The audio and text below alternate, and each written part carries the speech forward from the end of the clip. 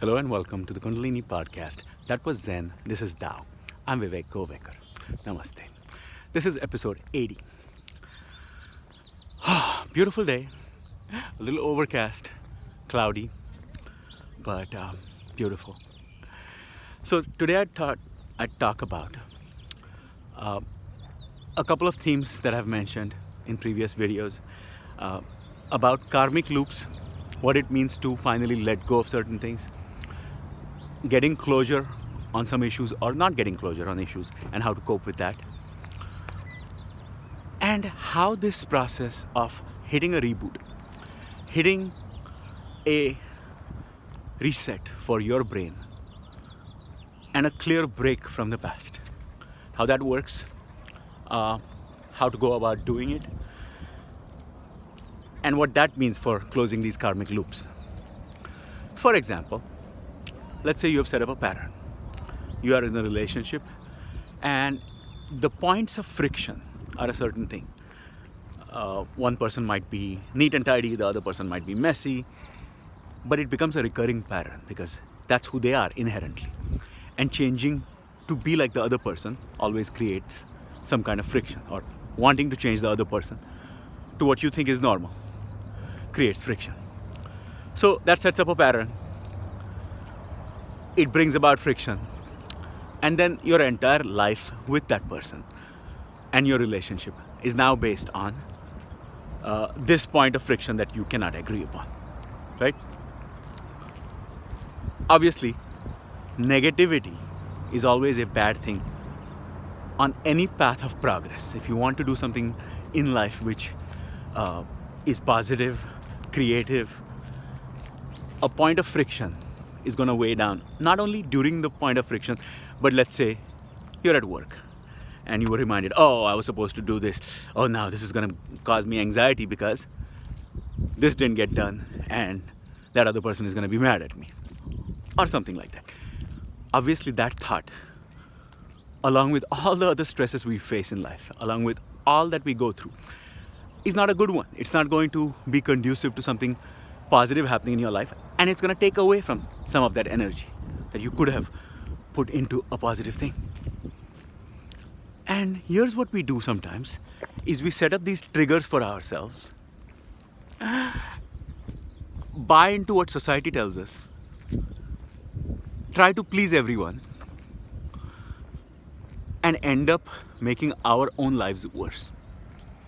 So the karmic loops that keep coming back at us from this cascade of events, having stress, having friction, trying to please someone, and letting that take away from our energy that could be used for productive work that makes our lives better, our own life better, or new ventures that you're starting, new ideas that you're trying to put in your mind, always get that one step back taken with like 4 steps forward, 1 or 2 steps back, because you kept thinking about something that was causing you anxiety and stress. So what I mentioned in the previous video, I hope people put that in practice and that was helpful to people. I love to get feedback, so please comment and let me know if you put these things in practice. Have they helped you? Have they worked to make your life better? And maybe you can share some of your wisdom about how to implement certain techniques. So what I mentioned in the last video, number 79, was a technique or a set of techniques to ground yourself back into a current reality through breathing practices, through just being in the moment. I'm at the beach, that's the ocean, these are the waves, cool breeze is hitting my body, and it's overcast, and I'm taking in that scene as I'm making my video. All of that is happening in this present moment, in this reality.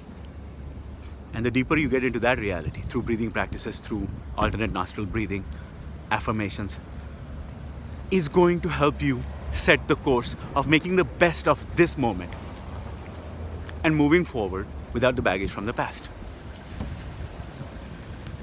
Some things can be accomplished this way,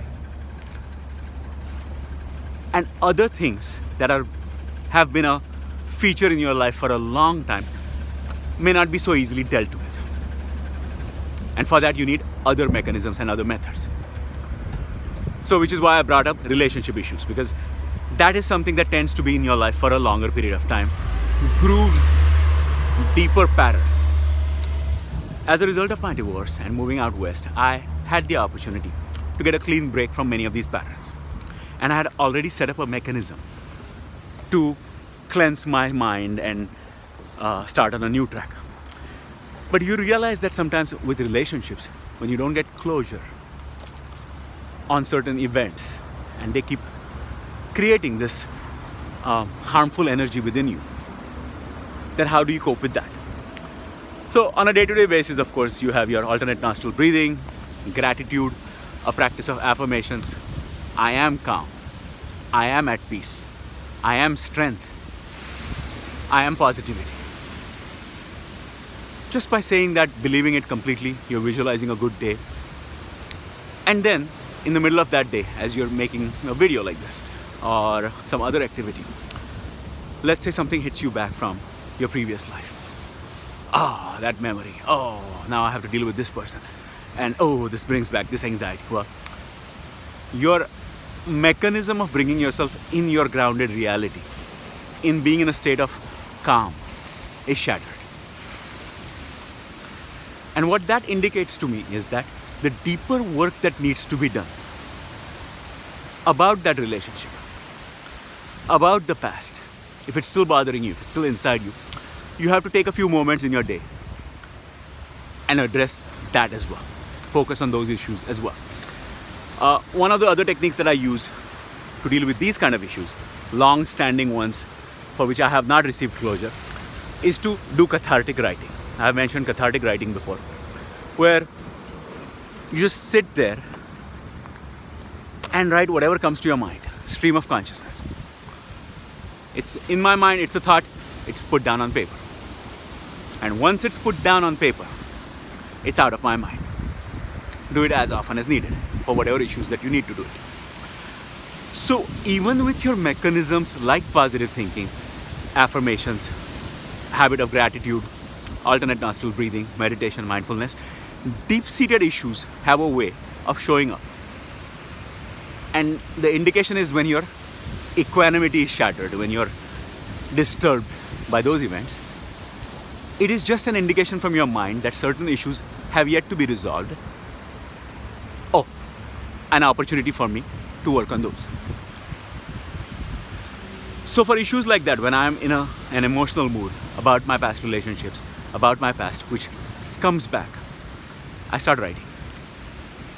And one of the interesting things I've found is, well, that's what becomes novels, that's what becomes movies based on people's lives, is their struggle, what they went through. For me, it is an issue of closure.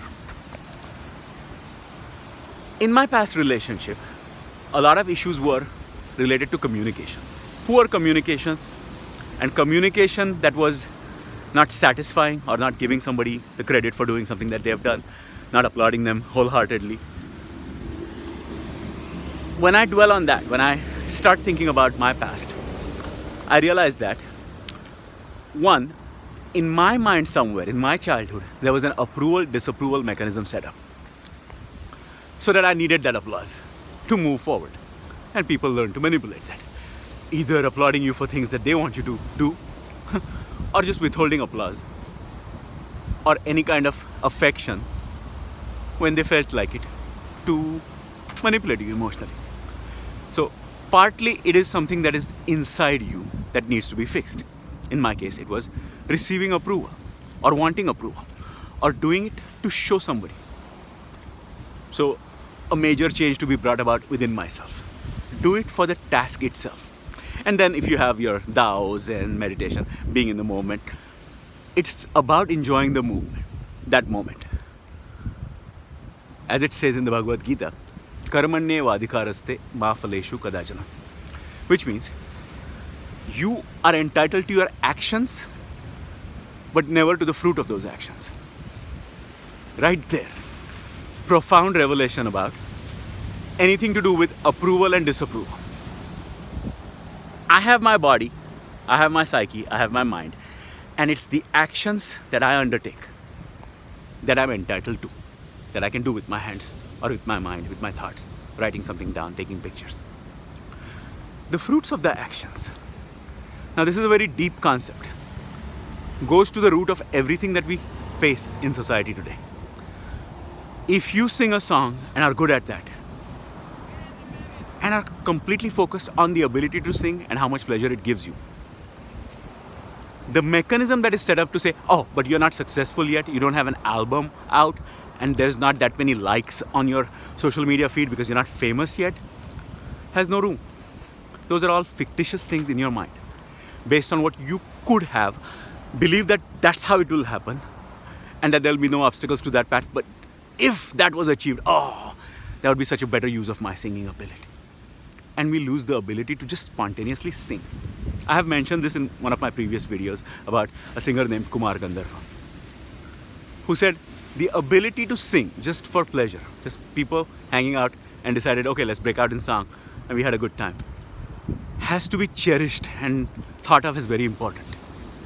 And not the other fantasies about, oh, I have these photos, but I haven't sold any, or I don't have enough likes on Instagram. No, the pure act of taking that picture. The feeling of creating a video like this that could help other people. Keeps you in the moment. Makes you learn the value of the joy of just doing that thing.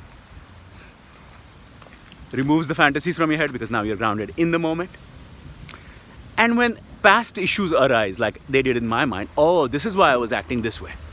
And now, because of all the hard work I've done on my mind, on my psyche, my emotions, keeping them under control, having yogic restraint, and not getting carried away by every temptation, you also learn to watch where you were in the past and how you became who you were in a toxic way. And gently move away from that, saying, I don't need closure.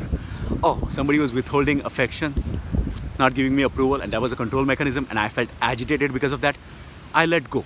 I send love. I send thoughts of love and gratitude towards that person for being there to teach me that lesson. So today, I can get out of that, and in the future, I'm less likely to be affected by these things. That's the long-term stuff. It has to be an honest assessment of your own self, which is why mindfulness and meditation are so powerful.